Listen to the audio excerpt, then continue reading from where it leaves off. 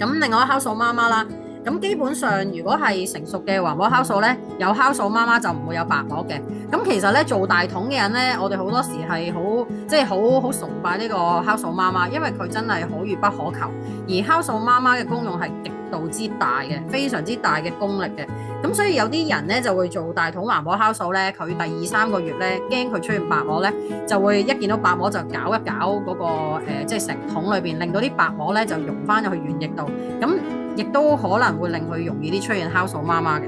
咁酵素媽媽咧其實係一種類似果膠狀嘅啫喱，好似我哋講嘅豬皮咁嘅狀嘅東西啦。佢本身好薄薄一層嘅，咁但係佢亦都可以經過我哋嘅複製咧，係養到好厚。咁途中嗰個嘅酵素媽媽咧就係我有緣遇到佢哋喺我屋企出現嚇。咁呢個係要真係你嘅耕耘，你嘅福報嚟嘅。咁因為酵素媽媽有咩狀咧？例如佢哋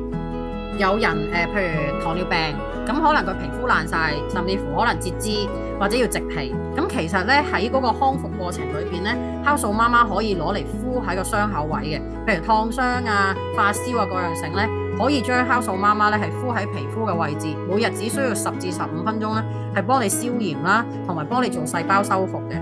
咁我見過啲圖片就係中國國內佢哋使用就係啲農村嘅電工啊，電傷之後咧，身體裏邊可能係燙傷、燒傷4、5成嘅皮膚，咁其實佢哋係要大量嘅即係消炎嘅藥物啊，或者係即係液體去幫佢哋康復啦。咁其實用酵素媽媽咧係可以幫到嘅。